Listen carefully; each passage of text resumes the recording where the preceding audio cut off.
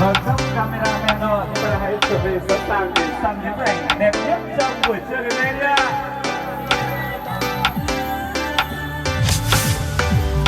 Vâng, thưa toàn thể quý vị và đại diện trên sân khấu lúc này là đại diện của chú rể, ý bán và cô dâu quý vị. Và sau đây ban tổ chức trân trọng kính mời đại diện hai bên gia đình cũng như là đại diện của hai họ sẽ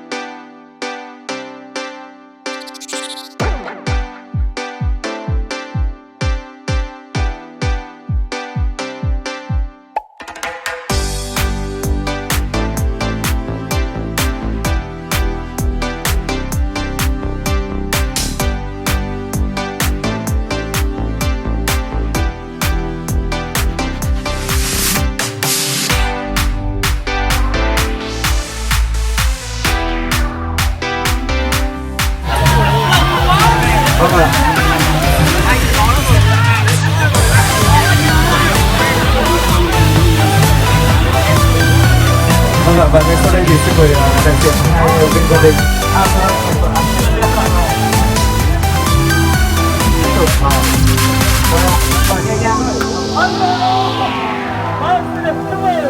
Xin mời cô dâu chú rể đi vào hành cùng nhau. Nhau rót những ly rượu này một trong người này thì vừa hạnh phúc cho hai bạn.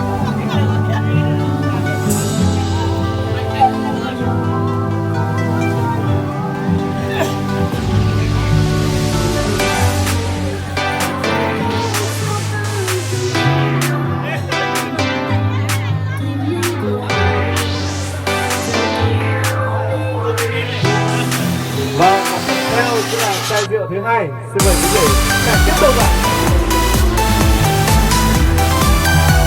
Và chai rượu này thì quý vị sẽ để lại một chút để hai người rót thêm một lần rượu vào hai ly ạ. Rồi xong mạnh nữa đây ạ.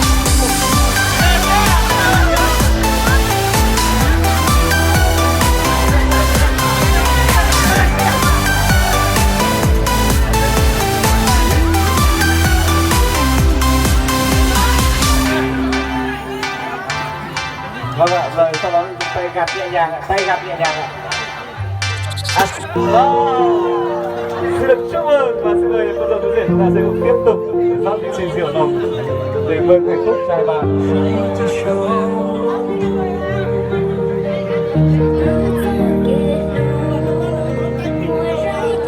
Rồi ạ, xin mời hai bạn sẽ rót thêm. Cảm ơn toàn thể quý vị.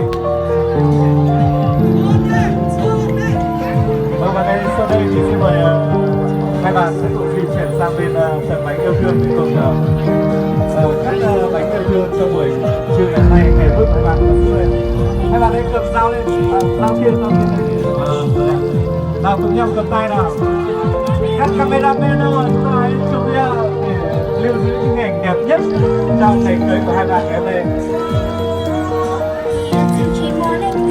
Vâng, xin được trân trọng cảm ơn. Và xin mời hai bạn chúng ta sẽ cùng quay trở lại giữa sân khấu một lần nữa. Quý vị ơi, tôi biết rằng là quý vị đây rất là thắc mắc. Nào, xin mời hai bạn.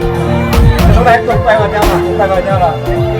Tôi cảm thấy hai bạn đang rất là ngại đúng không ạ? Vâng ạ, như thế được chưa? Chưa được đúng không ạ? Lại lần nữa chưa được. Lần đồng thắng bao ạ. Vâng, xin trân trọng cảm ơn và kính thưa quý vị, nghi lễ thành hôn của chú rể Lý Váng và cô dâu